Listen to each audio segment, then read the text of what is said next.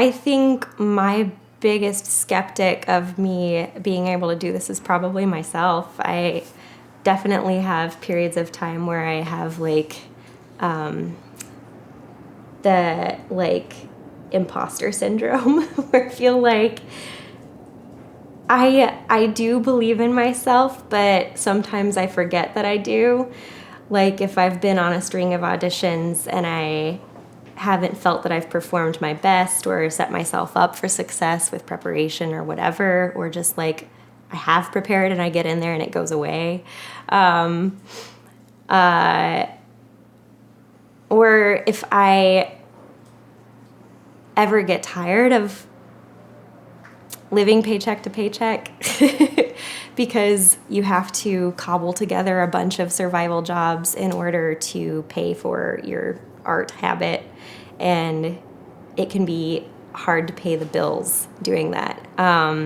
So there are like factors that contribute to me being discouraged in my own brain, but fortunately I don't think there's been any outside force that's been like, really? So no one tried to dissuade me from going into acting per se. Everyone was, like I said, encouraging, but I remember I wanted to be an actor like in elementary school, and all my friends knew that. And then in high school is when they all actually saw that I could do it because of high school like plays and stuff. And I remember like a lot of my friends after seeing me in plays were like, when we were younger, we used to just be like, it's really hard to be an actor. Poor Ross, he's pretty much saying that kid's not gonna make it. And then I proved myself, I guess, in high school shows, and they're like, oh, he's really good. So that was a little strange, but I get it. We all have like doubts about. Some people have these ideas of what they want to do, and in our lesser moments, we'd be like, I don't know about that. But yeah. I showed them all. No one tried to discourage me.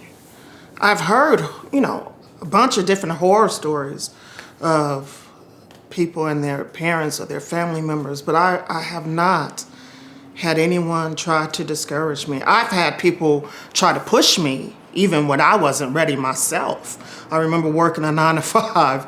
I did property management for 20 years.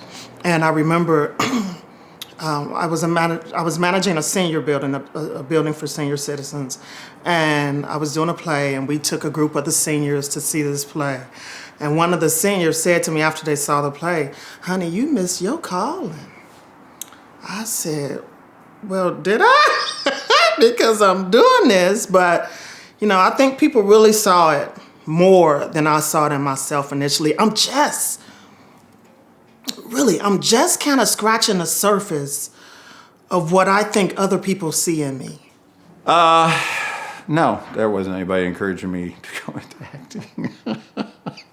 I'm laughing because I grew up in a home where the theater, live, legitimate, professional theater, and the movies in particular, the cinema, were verboten. You couldn't go. It was wrong to do. It was bad. It was, why do you think they call it cinema?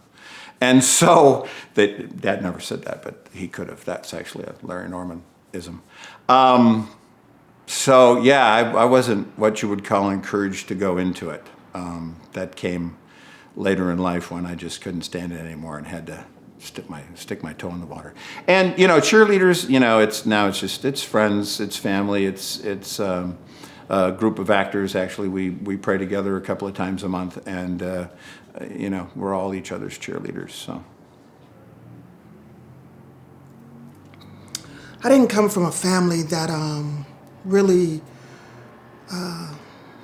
really dealt with the arts. It wasn't that they pushed it away. It just wasn't something that we did. I never saw a play growing up. I think I was 21, the first time I even saw a play.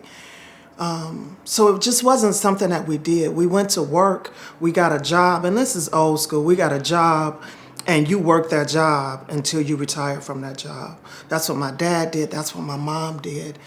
And the fact that I had this other gift was never frowned upon. It was never frowned upon, and my mother was my biggest cheerleader. She passed in 2014. She was my biggest cheerleader, honey.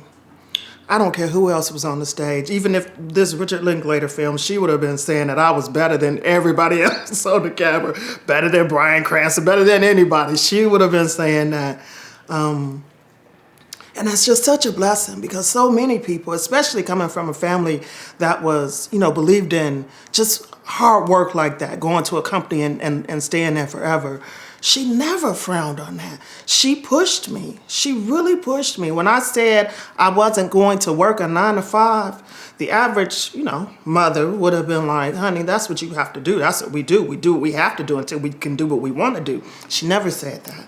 She seemed to see the gift in me as well. And so she is not with me now. But one blessing is that, oh God, y'all trying to break me down. One blessing is that this latest film that I did, I was able to use a picture of her and I on set. So, so that was really great. She got to be there with me.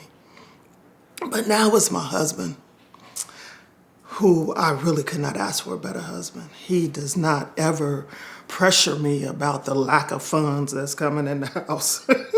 And he just supports me. His cheeks hurt sometimes. We go to screenings or premieres or things like that. His cheeks literally hurt because he is smiling so hard. So yes, that's my honey, my biggest cheerleader.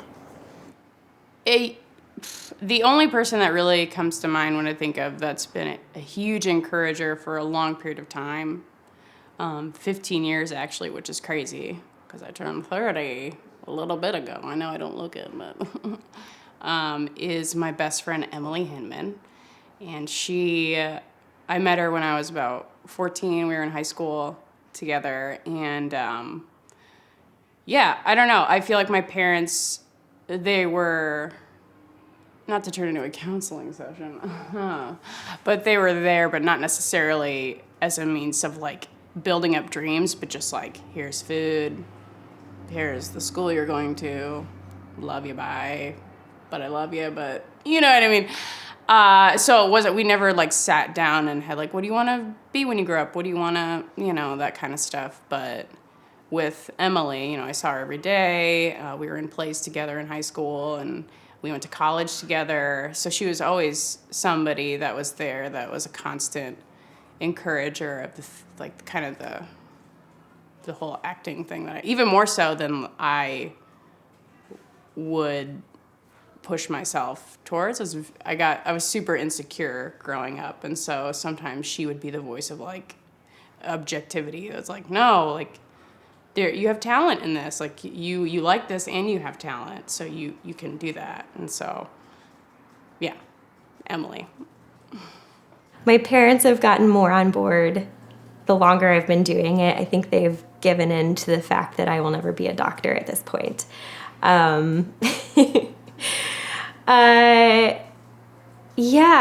can't think of like one like major support that I've had. Like, I'm lucky that I have a community around me that feels pretty supportive, in that I feel my friends that also do theater understand what I'm going through, and we all root for each other.